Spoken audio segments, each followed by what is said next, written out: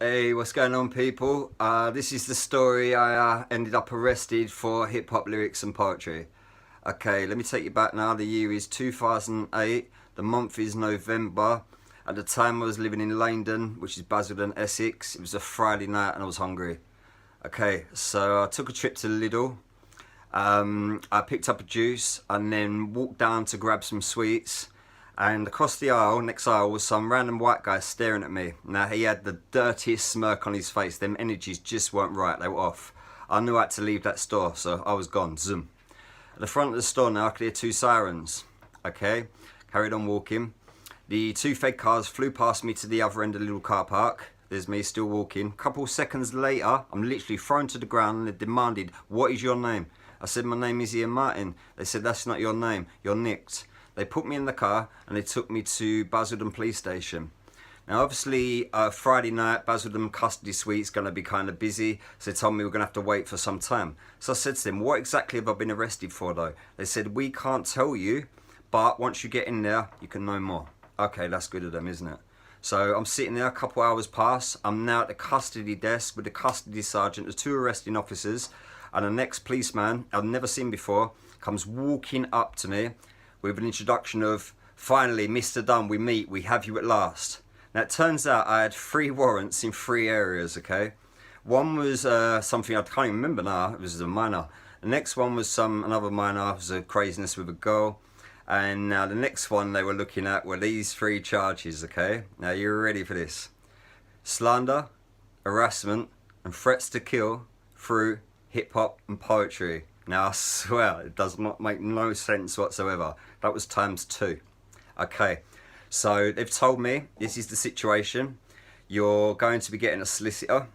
Here's a book. If you request a solicitor, here's the book. So I went through the book. Me being me, I didn't take the situation serious at that time. I opened the book, first page. I said, "That solicitor at the top in the A's, I'll take that one." So I was put in a cell. I was then told, my solicitor's here. So my solicitor come for an interview and said to me, "I don't think you understand the severity of what the charges you're facing. You're facing 9 to 11 years. Okay, now imagine telling somebody who's been writing from 11 years old, somebody that's been publishing for 6 months, somebody who's 28 years old, has spent his whole lifetime admiring rap guys, okay, that what he's doing was wrong. 9 to 11 years. Now, I still can't take that serious. I'm explaining my situation, what led up to this, obviously, and she's just not having any of this. She said she can't help me, so she's not willing to work with me now. She's going to sign me off, and somebody else will take over. That woman that take over, the new solicitor, turned out to be her daughter, who had more of an understanding of hip-hop culture, the art form, so I had a little bit of safety that I didn't have previously. Okay, so we're then going to an interview. The interview is my solicitor, myself, and the arresting officer, PC Arthur. The tape starts recording. It starts the interview with, "Mr. Dunn, do you have a firearm?" I replied, "No, I have a 22 at home, a 22 rifle, but no, I have no firearm." He replied back, "Do you have access or can you obtain a firearm?" I said, "No, I don't. No, I can't." He then replied, "Are you sure?" So I replied, "Yes." At that moment, he said, for the tape, I showed Mr. Dunn Exhibit A, and from his legs, he pulled up a firearm, okay? Now, what was this, a Mac-10? Nope. Was this an AK? Nope. Let me tell you what it was. It was one of them little pound shop, £2 BB guns. You remember them times, right? Okay, you just can't make this shit up.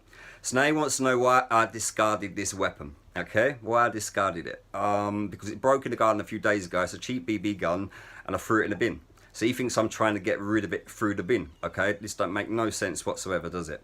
So, then he says to me, "Right, we've gone to your ex-girl's house, and we've gone to your nan's house, and that's where we've retrieved that that gun. At the time, it wasn't seen as a toy. Totally stupid." And then asked me where I bought this gun from. I said, "The pound shop." He said, "How did you get that gun home?" I said, "In a box, in a bag that the pound shop gave me." He said, "Now you just admitted that you are in possession of a legal firearm on the street." Oh my days. Now, obviously, I still didn't know how to take this because I'm being told I'm facing 9 to 11 years for poetry. Some toy BB gun is being seen as some machine or something. And then on top of that, he's not getting what he needs from me. So he, obviously some police like to do dirty tricks, don't they? PCR for you had to go for the dirty trick. Okay, so what he did, he reached down again, his pocket full of tricks, and then he pulls up something. He stares at something, and he says this to himself: Ah, isn't she beautiful? Isn't she pretty? Shame you don't see her. Now that picture was my little girl, my daughter. I've never seen that picture before. And like leading up to this court case, it was me standing up against the discrimination of my daughter. Okay, now I ain't gonna lie, tell anybody I cried like a baby, and I told that police officer, "You'll pay for that." His reply was that a threat, Mr. Dunn? I said, no, that wasn't. Just leave it as that.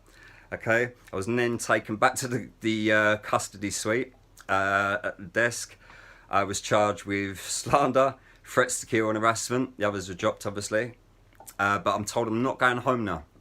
I'm going to be kept in the police station until Monday morning when I go to the magistrates. Okay, so Monday morning now, up early. They put me in a Serco van. They took me to the magistrates. So from Basildon Police Station to Basildon Magistrates. I had a little wait there. They put me in front of the judge. The judge asked me this: Mr. Dunn, am I guilty or not guilty? Guilty or not guilty of poetry, you know? Like, I don't know where I stand with this one. So I laughed. Now, some people say that's a nervous laugh. Some people would say I'm acting up. But straight up, like, it's like saying to me, Mr. Dunn, you're getting a life sentence for your rams. Like, it makes no sense. Of course, I laughed. That wasn't the wisest decision, okay? Now, that judge replied with one word that will take out a man that writes lyrics every day since 11 years old, okay? One word. Never did I know one word could take me out. Let me tell you what that one word was. Remand. Remand. You don't have the power of your words now, do you? Okay? So you're thinking to yourself, boy, you don't know what to say. A million words want to come out, but nothing can come out. And that's when they take you down, okay? So now you've got no one to talk to but your solicitor.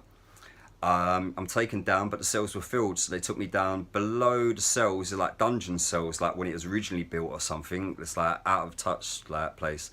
Well, anyway, you know the film Man in the Iron Mask, Leonardo DiCaprio, where you had that one brother trying to eradicate the other brother by keeping him hidden?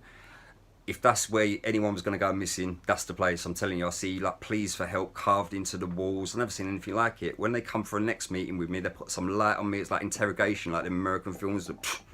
Oh, it was dark, so I was in a dungeon when they were doing it. Nothing made sense. Well, anyway, I waited a little bit. They cuffed me. They put me on the Serco bus, okay? I'm on a sweatbox. Now, with them Sercos, you know you can see out and nobody can see in. Now, I'm just watching. I'm leaving Basildon on my way to Chelmsford.